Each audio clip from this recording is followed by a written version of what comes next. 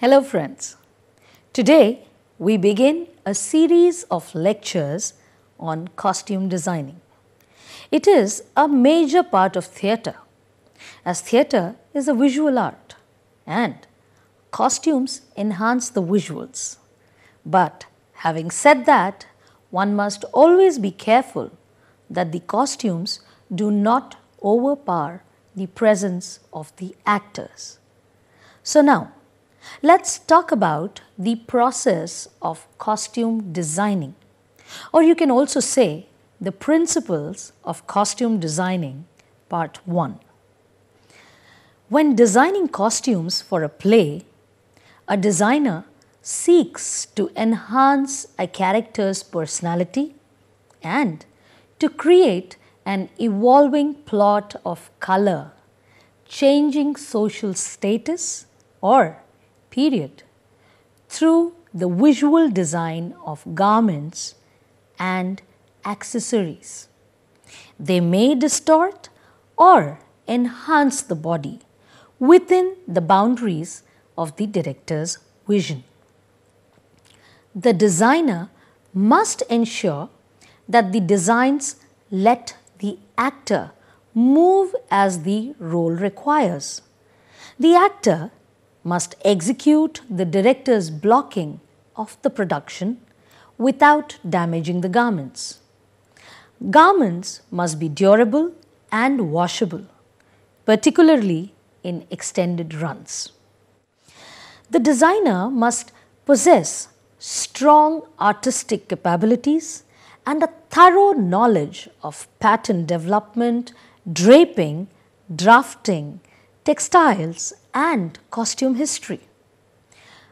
The designer must understand historical costuming and the style of movement and poise that a period dress may require, as you may need to tell the actors how to handle the costumes. But for designing costumes for a play, one needs to follow a certain format or order in which the process of design to final costumes takes place. There are a few basic steps for designing costumes for a play. These steps or the order in which they are followed may differ from one designer to another. As one designs for various plays, the designer tends to settle into a process most suitable to one's own working method. So now we come to the process. We begin with reading the script and meetings. The first part of designing for any play is to read the script many times. Read it and then read it again, so you know it really well and can then dissect it.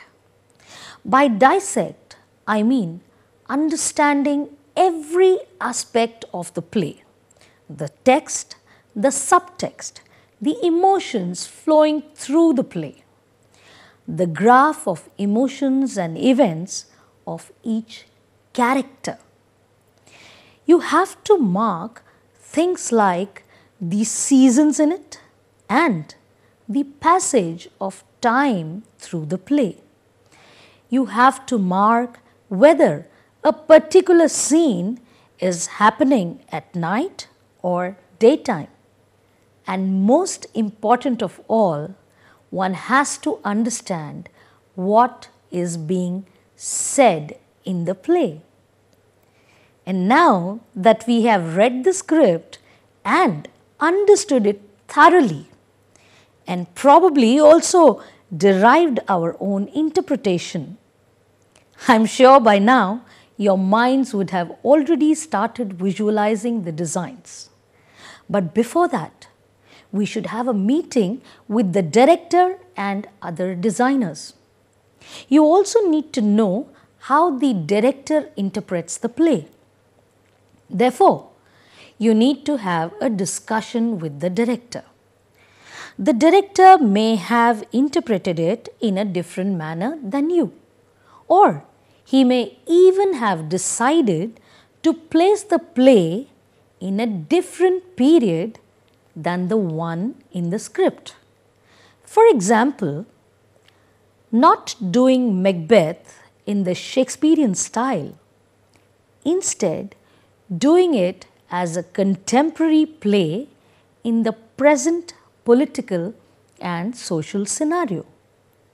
In such a case, the costumes will change, or rather, they will be according to the present style of clothing. Therefore, you need to know how the director is interpreting the play. The costume designer must consult not only with the director, but the set and lighting designers also, to ensure that all elements of the overall production design work together. You need to know the kind of sets that are being used and what color it is going to be. This is so that you can avoid costumes in that color so that it does not merge with the sets, at the same time is not glaringly opposing it. Similarly, you have to share your ideas with the light designer and know what lights are being used, and if there are any specific colors that will be predominantly used. Well, before we continue with our discussion, let's watch this interesting video. लड़ता भिड़ता ना आगे जाता ना पीछे, बिन बहाव समुद्र रुकता भी नहीं पर ठहरता भी नहीं। लहरों की उछाल पछाड़ सा कड़ाहा, एक लहर दूसरे को लपेटती, खींचती, सतह से गहराइयों में घुमा देती। ऐसा ही तो था मैं जब पहुंचा यहाँ। हाँ, सुबह का टाइम, स्टेशन के बाहर लोगों का हुजूम, दुकानों के शटर उठ रहे थे। मैं फोकस नहीं कर पा रहा था। अंदर मोहल्ले की आवाजें थी और बाहर शहर का शोर।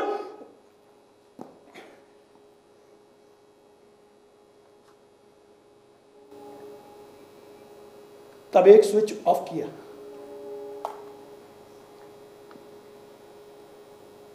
मेमोरी चिप गायब।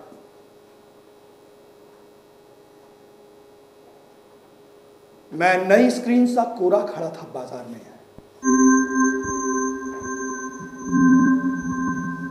आड़ी तिरछी लाइनें,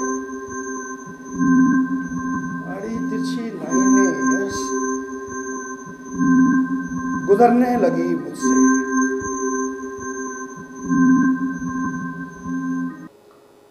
खाना?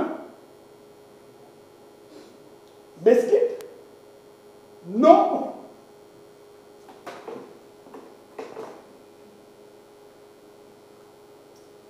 मार्को आता था रोज मुंह चलाकर। मार्को, आज शायद वहां है। हाँ, उस कुर्सी के नीचे, अखबार के पीछे। वे साहब घुसला ले गए उसे। रोज इसी ताक में थे कि मैं कब लेट हो जाऊं और वो लेना है उसे। Okay, no problem. Welcome back. I hope you enjoyed the video.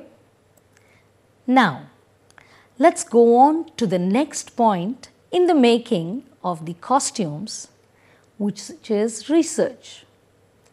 Research is of a very great importance as it helps us to know the time period, the different characters, clothing styles, color palettes. Be it an experienced costume designer or a newcomer, one needs to always refer to books and paintings to infuse a freshness in your design every time. Then you also need to research if there are any specific references to any events in the play. For example, for a period play, we need to research the kind of clothes that were worn in a given period, the kind of cuts that were used, the draping style used. By draping, I mean a piece of cloth wrapped or worn in a particular style involving knots and pins without any stitching. When we are researching the clothes, we also look into headgears, that is, hats, turbans, etc. Then we study the footwear of that time period. And last but not the least, we study the hairstyles and accessories. This is the costume of Desdemona. She is wearing a cream and pink gown with ruffles at the neck. There is a bow at the back with long tails flowing down.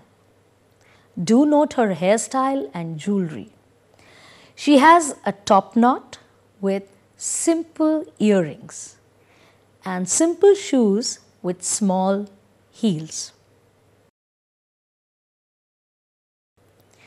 This is Othello in a tailcoat and breeches.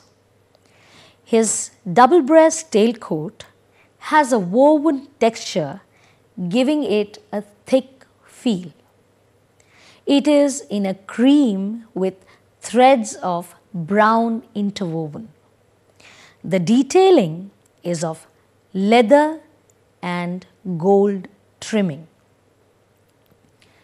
This is Chanakya, where a simple drape on the shoulders and the dhoti, an Indian drape tied to cover the lower half of the body, is seen.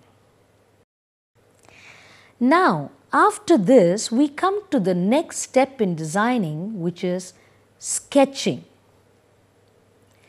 Once you have a good understanding of the characters in the play and what the point and purpose of the play is, then start drawing the sketches of all the characters and fill in the colors. The designs have to be according to the period decided upon. But while designing, do keep in mind the size and the structure of the actor you are designing for.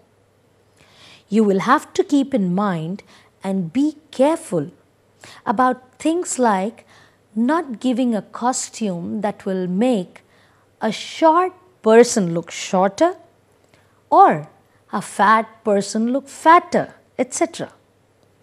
You may need to make more than one costume per character depending on their appearance.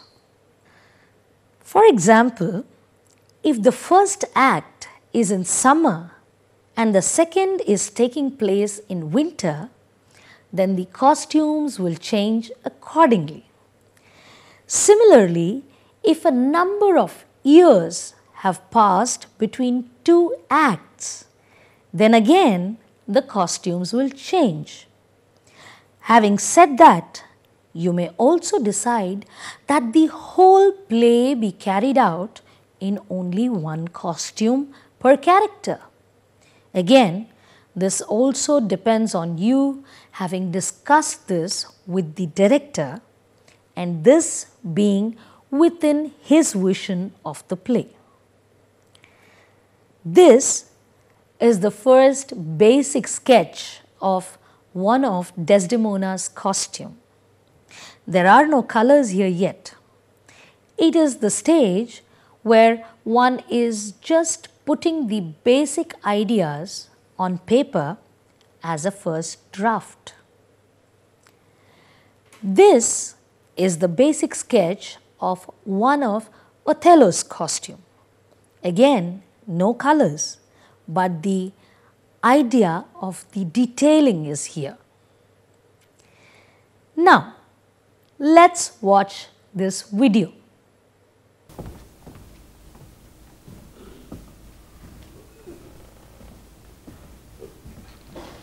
मैंने तेरा coat फाड़ दिया, मेरा coat ले जाना।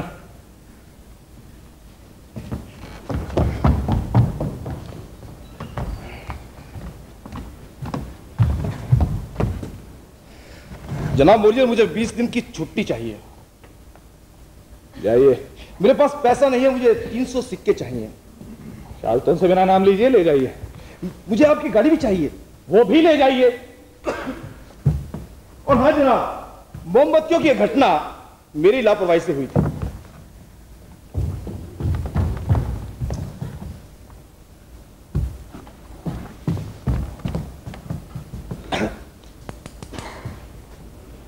निर्देशक साहब, ओ आप अभी तक यहीं हैं?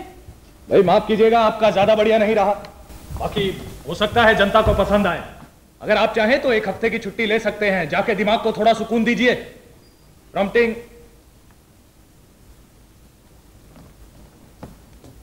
ठीक थी। मन लगा के काम करना चाहता हूं, निर्देशक साहब, मेरी बात सुनो। अरमान, मेरी बात सुनो। क्या है मिस्टर? आप वहाँ क्या कोने में सहमे सिकुड़े चूहे की तरह दुबक कर? 1 मिनट। मालूम है, मैं तो सारा वक्त सम्राट को ही देखती रही। अब मुझे जल्दी करना अभी चाहिए। बहुत वक्त है, और वैसे भी हमारे निर्देशक साहब मेकअप उतार रहे हैं। तुम मुझे हमेशा रजिस्टर क्यों कहती हो? Welcome back. Now we continue on with the lecture and lead into fabrics and color palette. The next step is selecting the fabrics. We researched the kind of fabrics that were used in the period we are working on. Also, keep in mind the season when you decide on the fabrics. You may want cottons, smooth silks, or rough textures depending on the need of a particular character. You should initially just buy samples or swatches of the fabrics that you feel are the ones you need, keeping in mind the color palette. These you should then attach next to your sketches so that you can see them with the design. Then again you may need to show them to the director for the final approval, though some directors leave it to your discretion. Also, remember to keep in mind the budget while selecting the fabrics, if the budget has already been decided upon. The next step is deciding on a color palette. We researched the color palettes of the period. We researched colors because the colors were mostly according to the dyes available at that point of time, and also each country or society has different interpretations of colors. For example, in the West, white is a bridal color and black is for funerals, whereas in India, white is for funerals and red is a bridal color. Therefore, we need to know where the play is placed. But keeping all this in mind, the designer can still play with different colors. You have to decide upon a palette for the play you are designing for. You cannot be giving random colors to the characters as they may clash. Also, you have to keep the color of the sets in mind as you decide on the color scheme. Now, have a look at this colorful video.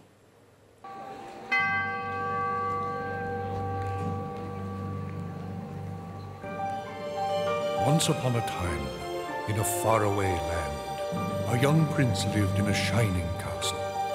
Although he had everything his heart desired, the prince was spoiled, selfish, and unkind. One winter's night, An old beggar woman came to the castle and offered him a single rose in return for shelter from the bitter cold. Repulsed by her haggard appearance, the prince sneered at the gift and turned the old woman away. But she warned him not to be deceived by appearances, for beauty is found within. She had seen that there was no love in his heart, and as punishment she transformed him into a hideous beast and placed a powerful spell on the castle and all who lived there. If he could learn to love another and earn their love in return, the spell would be broken. If not, he would be doomed to remain a beast for all time.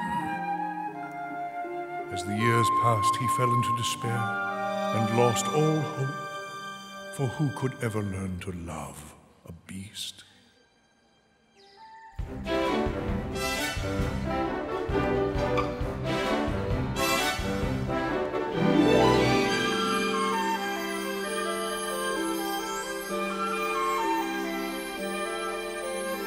Little town, it's a quiet village, every day like the one before. Little town full of little people waking up to say Bonjour, bonjour, Bonjour, bonjour. bonjour. There goes the baker with his tray like always, the same old bread and rolls to sell. Every morning just the same, since the morning that we came to this poor provincial town. Good morning, ma'am. Good morning, monsieur. Where are you off The to? bookshop. I just finished the most wonderful story about a beanstalk and an That's ogre. nice. Marie, the baguettes. Hurry up. Look, there she goes, the girl is so peculiar. I wonder if she's feeling well. With a dreamy, far-off look, And her nose stuck in a book. but a puzzle to the rest of us is Belle.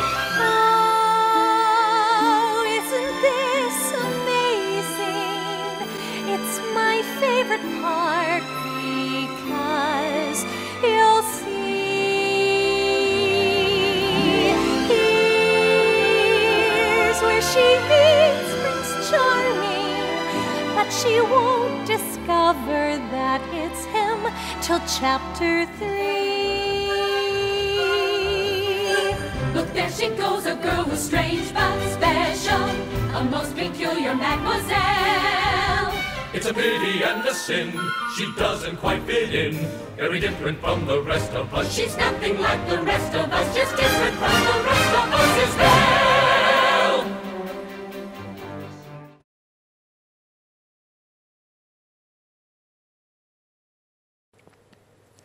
So, to sum up today's lecture, I would like to, in a nutshell, just point out the notes we have just gone through.